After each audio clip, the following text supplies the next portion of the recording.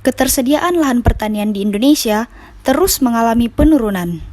Hal ini diakibatkan oleh maraknya fenomena alih fungsi lahan yang terjadi di berbagai wilayah.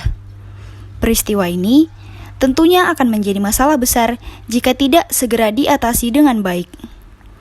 Solusi yang ada saat ini yaitu dengan menerapkan sistem pertanian hidroponik. Sistem pertanian secara vertikal sangat cocok diterapkan karena pada proses penerapannya sangat hemat dalam penggunaan lahan. Sebelumnya, telah ada alat yang terkonstruksi secara vertikal dan juga memanfaatkan metode sistem pertanian hidroponik. Namun, kedua solusi tersebut masih kurang membantu. Maka dari itu, masyarakat perlu melirik alat yang dapat menyelesaikan permasalahannya.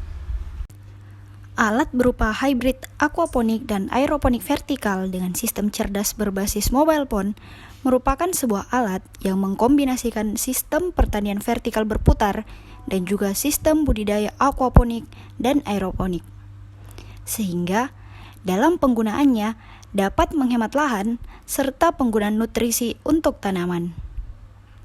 Namun, setelah dunia digemparkan oleh pandemi COVID-19, dan pemerintah mengeluarkan kebijakan untuk melakukan pembatasan sosial berskala besar atau yang disingkat dengan PSBB, maka seluruh rangkaian kegiatan terkait pelaksanaan PKM ditransformasikan dari luring ke daring.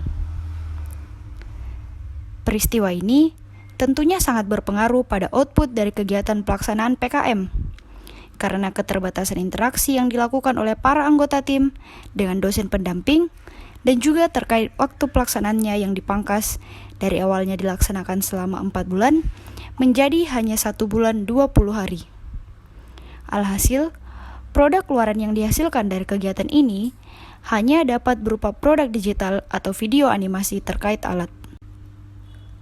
Output dari kegiatan ini diharapkan dapat menjadi bahan informasi serta ilmu baru bagi para petani dalam membudidayakan tanaman yang hanya memiliki lahan sempit serta memiliki kesibukan di luar, namun memiliki minat dalam membudidayakan tanaman. Adapun bagian-bagian dari alat ini terdiri dari berbagai komponen, yang diantaranya ada kolam ikan sebagai tempat membudidayakan ikan, kemudian ada filter. Filter ini digunakan untuk mengubah senyawa amonia yang ada pada kotoran ikan menjadi nitrat, guna menyesuaikan kebutuhan nutrisi yang dibutuhkan oleh tanaman. Bak penampung air nutrisi. Bak penampung ini berfungsi sebagai tempat penampungan bagi nutrisi yang telah difilter. Selanjutnya, ada netpot beserta rangkanya yang berfungsi sebagai tempat atau wadah untuk tanaman. Rantai dan gear ini digunakan dalam proses transmisi daya dari motor penggerak ke komponen roda.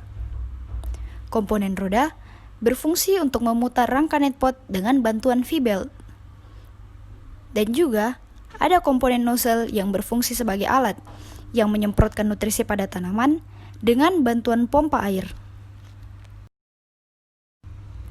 Alat ini bekerja dengan mengalirkan nutrisi yang berasal dari kotoran ikan,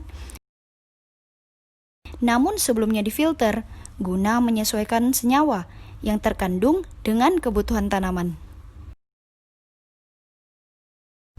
Setelah itu, nutrisi akan ditampung pada bak penampung nutrisi yang kemudian disemprotkan ke tanaman jika motor penggerak mulai dinyalakan.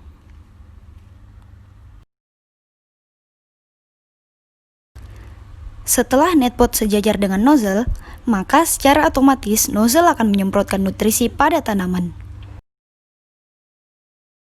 Selain itu, alat ini juga dapat dikontrol meski kita tidak berada langsung di lapangan. Karena alat ini terkoneksi dengan internet, sehingga dapat menyampaikan informasi mengenai keadaan lingkungan tanaman kepada petani dengan bantuan pengadaan sensor seperti sensor TDS, sensor DHT11, dan sensor pH.